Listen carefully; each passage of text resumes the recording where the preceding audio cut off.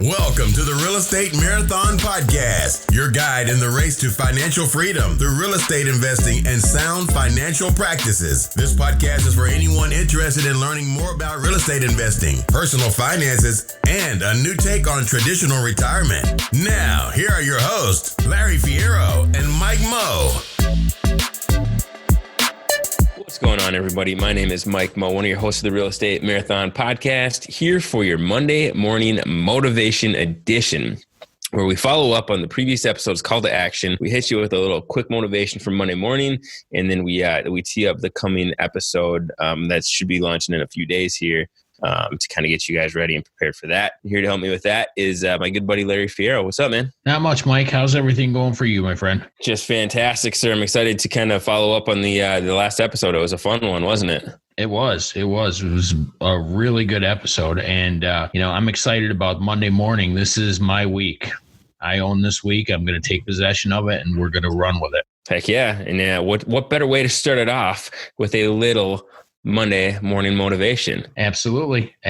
So we just got done talking in our last episode about networking and getting out there to meet people. So I believe our call to action was to find a meetup and schedule the meetup, or getting out there and we're going to be checking on people to see if they've done that and follow up. And if you have not done it, we need to motivate you to get out there and do that.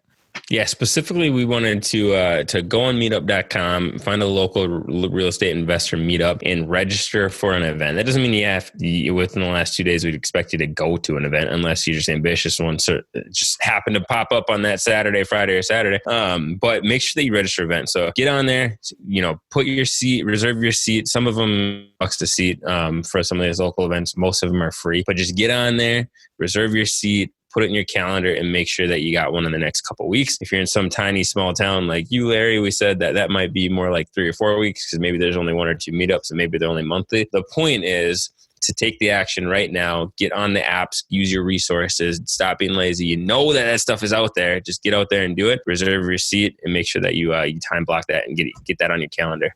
Yeah, I think it's important that you pause this right now if you haven't and get that scheduled, because you won't regret it once you get out there and start attending some of these meetups and get your name out there, your face out there, let people know that you're a real estate investor. Good things are going to start happening for you. We guarantee it. Yeah, unless you're driving, then don't pause it and find a meetup. Wait till you've reached your destination. Absolutely, and do then it safely. Find your meetup.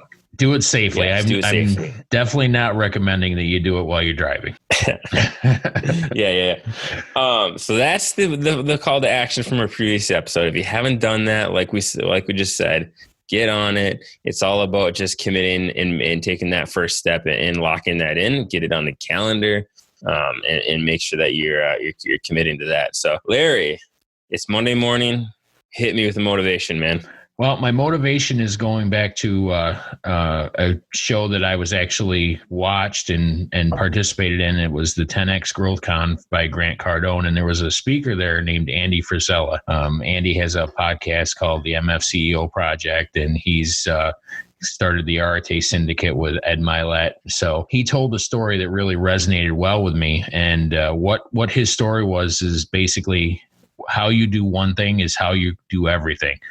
And he was telling a story where he was at the actual conference and he went into the bathroom to use the bathroom, and there was some paper towels on the floor, and he picked up the paper towels, and apparently one of his friends was in the bathroom, and the friend asked him, he's like, Andy, you're a multimillionaire. Why are you picking up paper towels on the bathroom floor? And he said, it's because as soon as the person dropped the paper towel on the floor, he made it my problem, and I'm not going to leave it for the next person to take care of. So he said, the only thing I can tell you is the one thing I know about the person that left that paper towel on the floor is that guy's broke, or he's just broke, because if he does, that's exactly what he said. He said that guy right there that left I think he said effing broke. He did, but we're a clean podcast, and I wanted to make sure that we're friendly here. Exactly. So, but he said I can't. The only thing I can really tell you about that person is that they're broke, because if that's how they do one thing, that's how they do everything.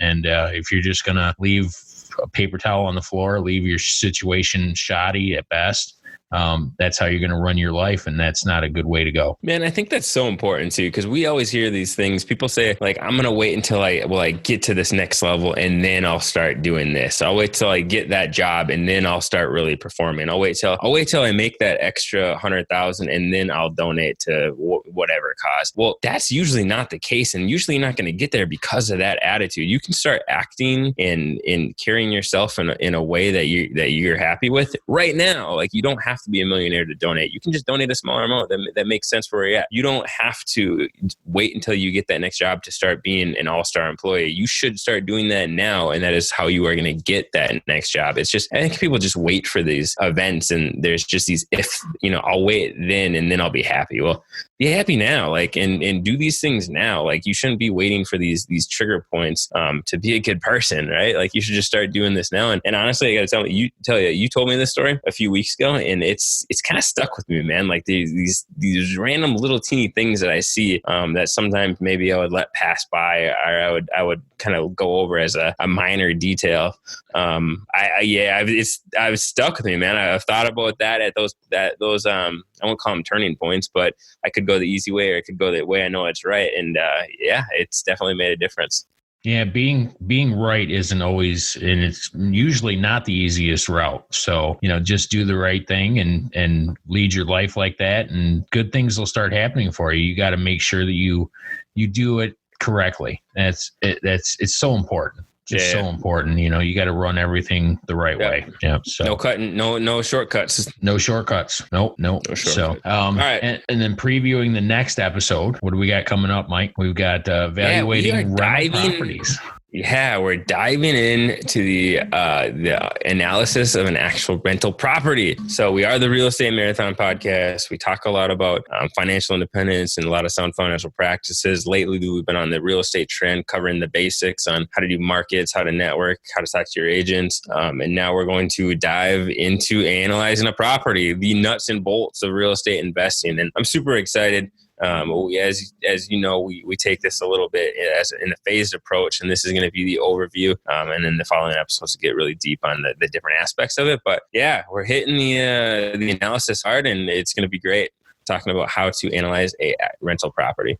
Very exciting. You're going to know pretty much at the end of this how to evaluate the property and make sure that it's a win-win situation for you. Heck yeah. And just like anything, you're not going to listen to a 45-minute podcast and be an expert at it, but this is going to give you the tools and the confidence to get started. And then, as you know, Larry, the first one you underwrite probably is garbage. The second one you underwrite probably is a little bit better. And then after you're at 100 of them, you know what you're doing. So it's just like anything. This is going to give you the tools to get started and the knowledge to get started, but it's getting those reps in. It's getting that repetition and that fine tuning that skill over a period of time that's going to get you there. So I'm pretty excited to get this one out.